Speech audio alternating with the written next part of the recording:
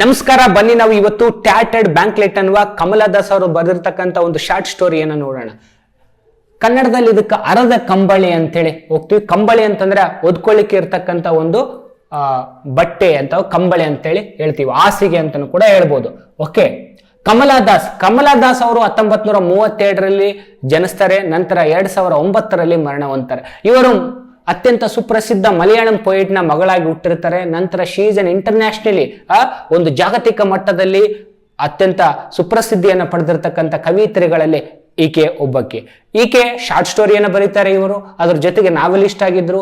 ಅದ್ರ ಜೊತೆಗೆ ಎಫರ್ಟ್ಲೆಸ್ಲಿ ಅಂದ್ರೆ ಬಹಳ ಸರಳವಾಗಿ both in Malayalam as well as English, ಮಲಯಾಳಂದಲ್ಲೂ ಕೂಡ ಮತ್ತು ಇಂಗ್ಲಿಷ್ ಅಲ್ಲಿಯೂ ಕೃತಿಗಳನ್ನು ಬರೆದಿರ್ತಕ್ಕಂಥ ಅದ್ಭುತ ಕವಿಯತ್ರಿ ಈಕೆ. ಯಾರು? ಕಮಲಾದಾಸ್ ಅವರು.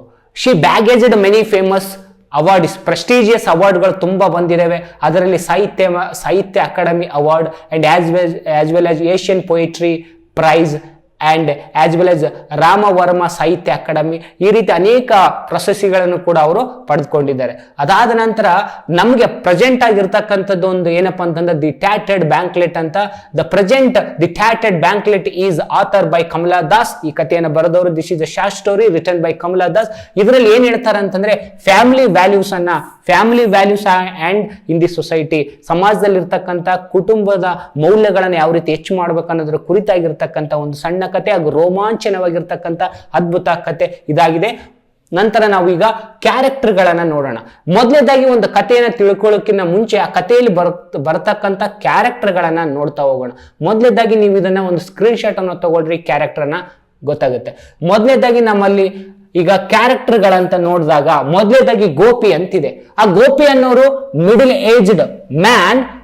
He was a well settled government officer in Delhi with a salary of 2,500 rupees. He has 4 children. ಈತ ಗೋಪಿ ಅನ್ನತ main protagonist of the story and ಈ ಕಥೆಯ ಒಬ್ಬ ಹೀರೋ ಆಗಿರ್ಬೋದು. ಈತನೇ ಹೀರೋನೇ, ಈ ಕಥೆಯ ಹೀರೋ, ಪ್ರೊಟಗನಿಸ್ಟ್ ಅಂತ ನಾವು ಕರಿತೀವಿ. ಓಕೆ, ನಂತರ ಕಮಲಾ ಅಂತ ಇದೆ. ಕಮಲಾ ಅಂತಂದ್ರೆ ಈಕೆ ಗೋಪಿ ಏನಿದಾನಲ್ಲ, ಗೋಪಿಯ ತಂಗಿ. ಯಾರೋ? ಕಮಲಾ ಆ ಗೋಪೀಸ್ ಎಲ್ಡರ್ ಸಿಸ್ಟರ್ ಅಂತ. ಓಕೆ, ಆ ವಿಡೋ ಅಂದ್ರೆ ಈಕೆಗೆ ಗಂಡ ಸತ್ತಿದ, ಹಾಗಾಗಿ ಈಕೆ ಈ ಗೋಪಿಯ ಮನೆಯಲ್ಲಿ ಬಂದು ಇದ್ಲು. ಅದ್ರ ಜೊತೆಗೆ ಗೋಪಿಯ ತಾಯಿ ಇದ್ದಾಳೆ, ಕಮಲಾ ತಾಯಿ ಅಥವಾ ಗೋಪಿಯ ತಾಯಿ ಇದ್ದಾಳೆ. ಈಕೆ ಹೆಸರು ಅಮ್ಮ ಅಂತ ನಾವು ನೋಡ್ತೀವಿ ಕ್ಯಾರೆಕ್ಟರ್ ಸ್ಟೋರಿಯಲ್ಲಿ, ಅಮ್ಮ ಅಂತ. ಅಮ್ಮ Gopi and Kamala's mother she is 83 year old. ಎಷ್ಟು ವರ್ಷ? 83 ವರ್ಷ ವಯಸ್ಸಾಗಿದೆ, ಇನ್ನು ಬದುಕಿದ್ದಾರೆ. ವಿಮಲಾ ಅನ್ನೋ ಕ್ಯಾರೆಕ್ಟರ್ ಇದೆ. Vimala, she is a wife of Gopi. ಈ ಗೋಪಿಯ ಹೆಂಡತಿ ಈಕೆ. ಇಷ್ಟು ಕ್ಯಾರೆಕ್ಟರ್ ಅನ್ನ ನೀವು ಅರ್ಥ ಮಾಡ್ಕೊಂಡ್ರೆ ಸ್ಟೋರಿಯನ್ನ we can understand very very very very easily. Now we will go into the story. The story begins in the countryside ಅಂದ್ರೆ ಇದೊಂದು ಹಳ್ಳಿಯ ವಾತಾವರಣ. ಕಂಟ್ರಿ ಸೈಡ್ ಅಂದ್ರೆ ಹಳ್ಳಿಯ ವಾತಾವರಣದಲ್ಲಿದೆ. ಈಗ ಈಕೆ ಕಮಲಾ, ಗೋಪಿ ಅಂಡ್ ಅಮ್ಮ. ಅಮ್ಮ ಇದ್ದಾರೆ.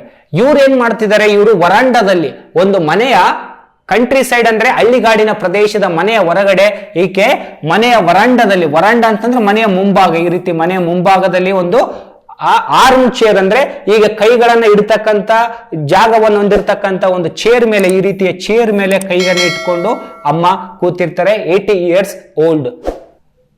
Kamala, she is a sister. ಇವರಿಬ್ರು ಕೂತಿರ್ಬೇಕಾದ್ರೆ ಅಮ್ಮ ಈಕೆ ಒಂದು ಐಡೆಂಟಿಫೈ ಮಾಡ್ತಾಳೆ. ಯಾರೋ ಗೇಟ್ ಹತ್ರ ಯಾರೋ ಒಬ್ರು ಬಂದಂತೆ, ಕಾರ್ ನಿಂತಂತೆ ಕಾಣಿಸುತ್ತೆ. ಇಲ್ಲಿ ಕಾರ್ ಬಂದು ನಿಂತಿರುತ್ತೆ. ಆಗ ಅಮ್ಮ ಹೇಳ್ತಾಳೆ, ಯಾರೋ ಬಂದಂಗ ಅನ್ಸುತ್ತೆ. somebody has came at the gate, look at who is, ಯಾರದು ನೋಡು ಅಂತ. ಆಗ ಈಕೆ ಏನ್ ಮಾಡ್ತಾಳೆ? ಕಮಲಾ ಹೋಗಿ ನೋಡ್ತಾಳೆ, ಯಾರೋ ಒಬ್ರು middle aged man with a bold head ಅಂದ್ರೆ ಸ್ವಲ್ಪ ಕೂದಲು ಹೋಗಿದೆ ಮೇಲೆ, ಮಿಡಲ್ ಏಜ್ಡ್ ಮ್ಯಾನ್ ಇದ್ದಾನೆ. ಯಾರೋ ಹೊರಗಡೆ ಗೇಟ್ ಅನ್ನ ತೆಗೆದುಕೊಂಡು ಒಳಗಡೆ ಬರ್ತಾ ಇದ್ದಾರೆ, ಮನೆಯೊಳಗೆ ಬರ್ತಾ ಇದ್ದಾರೆ. She is looked at him. She unexpectedly he came after 5 years. 5 ವರ್ಷದ ನಂತರ ಗೋಪಿ ಮನೆಗೆ ಬಂದಿರ್ತಾನೆ. 5 ವರ್ಷ ಆಗಿರುತ್ತೆ, ಅಲ್ಲಿವರೆಗೂ ಬಂದಿರೋದಿಲ್ಲ. 5 ವರ್ಷ ಆದ ನಂತರ ನೋಡಿ ಕಮಲ ಶಾಕ್ ಆಗಿರ್ತಾಳೆ. ಓ ಅನ್ಎಕ್ಸ್ಪೆಕ್ಟೆಡ್ಲಿ ಗೋಪಿ ನೀನ್ ಬಂದಿದೀಯ ಗೋಪಿ, ಅನ್ಎಕ್ಸ್ಪೆಕ್ಟೆಡ್, ಏನು ಇದು ವಿಶೇಷ ಅಂತಂತ. ಅದೇ ಟೈಮಲ್ಲಿ ಇವರಿಬ್ಬರು ಸಂಭಾಷಣೆ ಮಾತಾಡ್ತಾ ಇರ್ತಾರೆ. ಹಾಗೆ ಮುಂದಕ್ಕೆ ಬಂದಾಗ ಈ ಅಜ್ಜಿ ಗಮನಿಸ್ತಿರ್ತಾಳೆ, Kamala, who is that you are whispering with whom? ಯಾರ ಜೊತೆ ಮಾತಾಡ್ತಿದಾರ? ಯಾರವನು? ಬಂದವ್ರು ಯಾರು ಅಂತ. ಅವಾಗ ಈತ ನಿಧಾನಕ್ಕೆ ಈ ಕೇಳ್ತಾಳೆ, ಗೋಪಿ ಅಮ್ಮ ಅಂತ. ಅದರ ಜೊತೆಗೆ ಈತನು ಕೂಡ ಬಂದು ಕಾಲಿಗೆ ನಮಸ್ಕಾರ ಮಾಡ್ತಾ ಹೇಳ್ತಾನೆ, ಐ ಆಮ್ ಗೋಪಿ ಅಮ್ಮ ಅಂತ. ಗೋಪಿ? Who is Gopi? ಆ ಕೇಳ್ತಾಳೆ, ಹೂ ಇಸ್ ಗೋಪಿ? ಯಾರು ಗೋಪಿ ಅಂದ್ರೆ ಯಾರು? Oh I am your son ಅಮ್ಮ, ನಾನು ನಿನ್ ಮಗ. ಆಗ ಈಕಿ ಹೇಳ್ತಾಳೆ, ಆವಾಗ ಕಮಲ ಹೇಳ್ತಾಳೆ, ಅಮ್ಮನಿಗೀಗ ಇತ್ತೀಚೆಗೆ ಏನು ನೆನಪಿರ್ತಾ ಇಲ್ಲ. Some time she very well sound memory, ಬಹಳ ಅದ್ಭುತವಾಗಿರ್ತಕ್ಕಂಥ ಮೆಮೊರಿ ಇರುತ್ತೆ, ನೆನಪಿರುತ್ತೆ. ಒಂದೊಂದ್ಸಾರಿ ಆಕೆ ಮರ್ತು ಬಿಡ್ತಾಳೆ. ಆಕೆ ಯಾರ ಜೊತೆ ಮಾತಾಡ್ತಿದ್ದೀನಿ ಅನ್ನೋದು ಕೂಡ ಮರ್ತು ಬಿಡ್ತಾಳೆ. ಹಾಗಾಗಿ ನಿನ್ನನ್ನ ಗುರ್ತಿಡಿಸ್ತಾ ಇಲ್ಲ, ಹಾಗಾಗಿ ಇದೇ ಸಮಸ್ಯೆ ಆಗ್ತಾ ಇದೆ ಅಂತ ಕಮಲ ಹೇಳಿದ್ಲು. ಅದಾದ ನಂತರ ಈಕೆ ಕೇಳ್ತಾಳೆ, ಗೋಪಿ ಅಂದಾಗ ಈಕೆಗೆ ನೆನಪಾಗುತ್ತೆ. She remembered that have you received a letter from Gopi? ಗೋಪಿಯಿಂದ ಏನಾದ್ರು ಪತ್ರ ಬಂತ ಅಂತ ಕೇಳ್ತಾಳೆ ಅಮ್ಮ. ಆಗ ಕಮಲ ಹೇಳ್ತಾಳೆ, yeah mummy, we received a letter, all is well, everything was good ಅಂತ ಹೇಳ್ತಾಳೆ. ದಿನ ಅಮ್ಮಂದಿದೆ ಗೋಳು, ನಿನ್ನಿಂದ ಪತ್ರ ಬಂತ ಅಂತ ಕೇಳ್ತಾ ಇರ್ತಾಳೆ. ನೀನು ಬರೆಯೋದೇ ಇಲ್ಲ ಪತ್ರ, ಆದ್ರೂ ಕೂಡ ನಾನು ಪ್ರತಿನಿತ್ಯ ದಿನ ಒಂದೊಂದು ಪತ್ರ ಬಂದಂತೆ ನಾನೇ ಓದಿ, they are very well, how you are you ಅಂತೆಲ್ಲ ಕೇಳಿ, ಅವರ್ ಯು ಅಂತೆಲ್ಲ ಕೇಳಿ ನಾನು ಮ್ಯಾನೇಜ್ ಮಾಡ್ತಾ ಇದ್ದೀನಿ ಅಂತ ಹೇಳ್ತಾಳೆ. ಅದೇ ಜೊತೆಗೆ ಹಂಗೆ ಅಮ್ಮನ್ನ ಮಾತಾಡ್ಸ್ಲಿಕ್ಕೆ ಪ್ರಯತ್ನ ಮಾಡ್ತಾನೆ ಯಾರೋ ಗೋಪಿ ಅಮ್ಮ, I am the Gopi, your son. You are my son? Who are you? Are you got married? ನೀನು ಮದುವೆ ಆಗಿದೆಯಾ ಅಂತ ಕೇಳ್ತಾಳೆ. ಆವಾಗ ಕಮಲ ಹೇಳ್ತಾಳೆ, ಅಮ್ಮ ಅದನ್ನು ಕೂಡ ಮರ್ತೀಯಾ? ಡಿಸ್ಟಿಕ್ ಕಲೆಕ್ಟರ್ ಮಗಳನ್ನೆಲ್ಲ ತಾನೇ ಗೋಪಿ ಕೊಟ್ಟು ಮದುವೆ ಮಾಡಿದ್ದು, ಆಗ್ಲೇ ಮರ್ತು ಬಿಟ್ಟಿಯಾ ಅಂತ ಕೇಳ್ತಾಳೆ. ಆಗ ಇದೇ ನೋಡು ಅಮ್ಮ ಆಗಾಗ ಮರಿತಾ ಇರ್ತಾಳೆ ಅಂತೇಳಿ ಕಮಲ ಹೇಳ್ತಾ ಸಂಜಾಯಿಸಿ ಕೊಡ್ತಾಳೆ. ಅದಾದ ನಂತರ ಗೋಪಿನ ಕೇಳ್ತಾಳೆ, ಅಮ್ಮ do you know Gopi is my one and only son, is living in Delhi. ಅವನು ಡೆಲ್ಲಿಯಲ್ಲಿ ಇರ್ತಾನೆ. Is a very good officer, ಅವನು ಗುಡ್ ಆಫೀಸರ್ ಆಗಿದ್ದಾನೆ, ದೊಡ್ಡ ಆಫೀಸರ್ ಆಗಿದ್ದಾನೆ. ಈಸ್ ಲಿವಿಂಗ್ ವೆರಿ ರಿಚ್ಲಿ, ಬಹಳ ಶ್ರೀಮಂತಿಕೆಯಿಂದ ಬದುಕ್ತಿದ್ದಾನೆ ಅಂತೇಳಿ ಹೇಳ್ತಾರೆ. ಅದಾದ ನಂತರ ನಿನಗೆ ಗೊತ್ತಾ ಅವನು ಗೋಪಿ ಅಂದಾಗ ಅನಿವಾರ್ಯವಾಗಿ ಗೋಪಿನೇ ಹೇಳ್ತಾನೆ, ಹೌದು ನನಗೆ ಗೊತ್ತು ಅಂತ. I know him. If you know him, do you favour me? ಒಂದು ಸಹಾಯ ಮಾಡ್ತೀಯಾ? Tell him to Gopi send me blanket, red colour blanket, ಒಂದು ಕೆಂಪು ಕಲರ್ದಾಗಿರ್ತಕ್ಕಂಥ ಒಂದು ಕಂಬಳಿಯನ್ನ ಕಳಿಸ್ಲಿಕ್ಕೆ ಹೇಳು ಅಂತೇಳಿ ರಿಕ್ವೆಸ್ಟ್ ಮಾಡ್ತಾಳೆ ಅಮ್ಮ. ಏನಕ್ಕೆ ಅಂತಂದ್ರೆ, ನನಗೆ ಇಲ್ಲಿ ತುಂಬಾ ಚಳಿ ಇದೆ. There is a mist everywhere in the outside. I will sit in a veranda. ನಾನು ವರಂಡದಲ್ಲಿ ಕೂಡ್ತೀನಿ. ಈ ಚಳಿ, ತಂಪಾದ ಚಳಿ ನನ್ನನ್ನು ಕಾಡುತ್ತೆ. ಏನೋ ಅಪ್ಪಿತಪ್ಪಿ ಅದೇನಾದ್ರೂ ಥಂಡಿಯಿಂದ ನನಗೆ ಜ್ವರ ಬಂತು ಅಂತಂದ್ರೆ ಅದು ಬಹಳ ದಿನದವರೆಗೆ ನನ್ನ ಬಿಡೋದಿಲ್ಲ. ಅದಕ್ಕಾಗಿ ಒಂದು ಕಳಿಸ್ಲಿಕ್ಕೆ ಹೇಳ್ತೀಯಾ ಅಂತ ರಿಕ್ವೆಸ್ಟ್ ಮಾಡ್ತಾಳೆ. ಅದರ ಜೊತೆಗೆ she remembered that automatically, spontaneously she got remembered that once upon a time when he was a child, the Gopi when he was a student he was studying in ಮದ್ರಾಸ್ನಲ್ಲಿ ಓದ್ತಾ ಇರ್ತಾನೆ ವಿದ್ಯಾರ್ಥಿಯಾಗಿದ್ದಾಗ ಗೋಪಿ. ಆಗ ಅಲ್ಲಿಂದ ಒಂದು ಬ್ಯಾಂಕ್ಲೆಟ್ ಅನ್ನ ತಂದಿರ್ತಾನೆ ಅಮ್ಮನಿಗಾಗಿ. ನೋಡಿ, ತಾಯಿಯ ಪ್ರೀತಿಯನ್ನ ಆಗ್ಲೇ ತೋರಿಸ್ತಾ ಇರ್ತಾನೆ.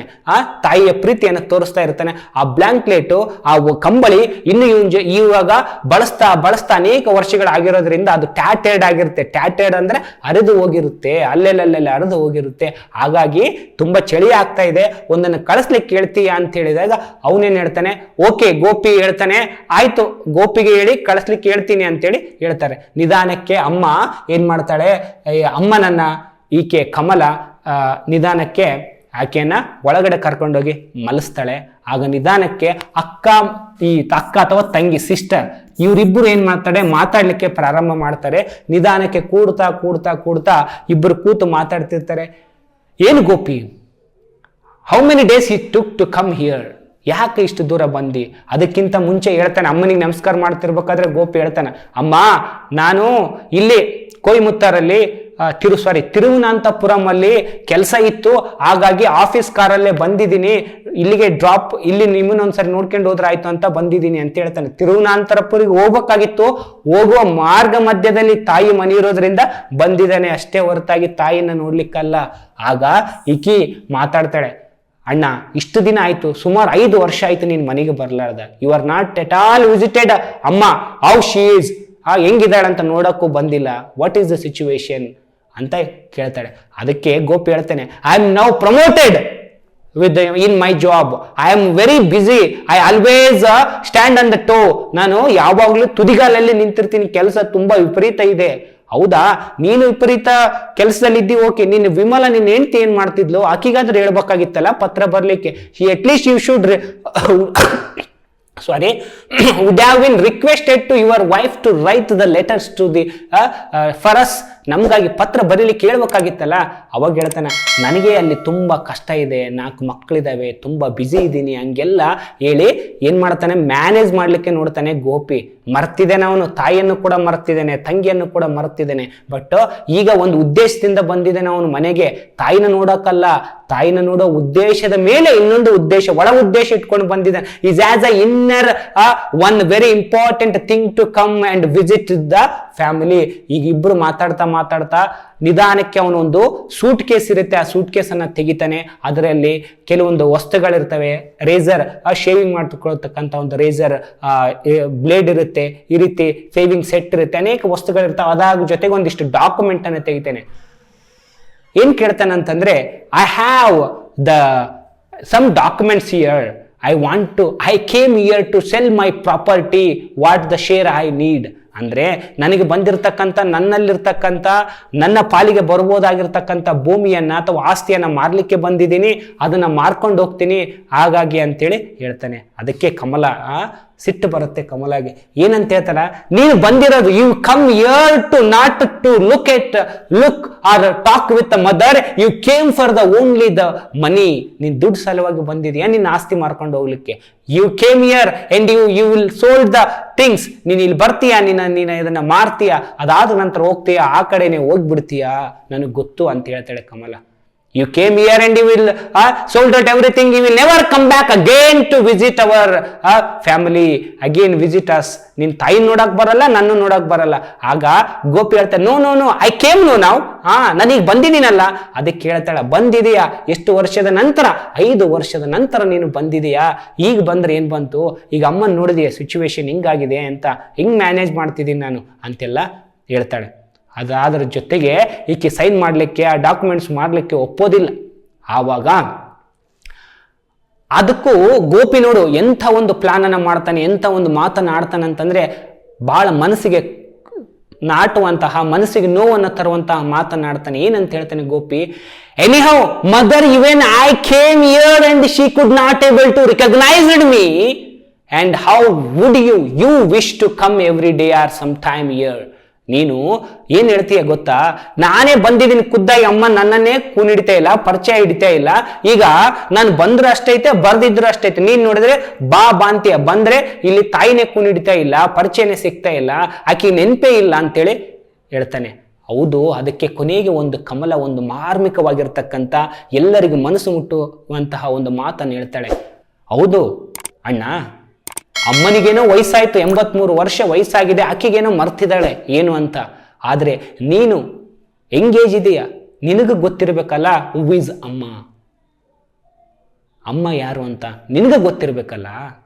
ನೀನು ಮರ್ತಿಲ್ಲಲ್ಲ, ಡೂ ಯು ರಿಮೆಂಬರ್ ಯುವರ್ ಅಮ್ಮ, ನಿನಗೆ ಅಮ್ಮ ನೆನಪಿದೆಯಾ ಅಂತ ಕೇಳ್ತಾಳೆ. ಈ ಮುಖಾಂತರವಾಗಿ ಕತೆ ಮುಕ್ತಾಯವಾಗುತ್ತೆ. ಈ ಕಥೆಯಲ್ಲಿ ರೈಟರ್ ಏನು ಹೇಳಲಿಕ್ಕೆ ಪ್ರಯತ್ನ ಪಟ್ಟಿದ್ದಾನೆ ಅಂದರೆ, ದ ಫ್ಯಾಮಿಲಿ ವ್ಯಾಲ್ಯೂಸ್, ದ ರಕ್ತ ಸಂಬಂಧಗಳು, ಅದು especially the son and mother love and she in the short story the depicted very very very inner tone, ಬಹಳ ಆಳವಾಗಿ, ಎಕ್ಸ್ಪೆಷಲಿ ದ ಕಿಡ್ಸ್, ಮಕ್ಕಳು ತಂದೆ ತಾಯಿಯನ್ನು ಯಾವ ರೀತಿ ನೋಡ್ಕೊಳ್ತಿದ್ದಾರೆ, ಯಾವ ರೀತಿ ನೆಗ್ಲೆಕ್ಟ್ ಮಾಡ್ತಿದ್ದಾರೆ ಅನ್ನೋದನ್ನ ಇಲ್ಲಿ ತೋರಿಸಿದ್ದಾರೆ.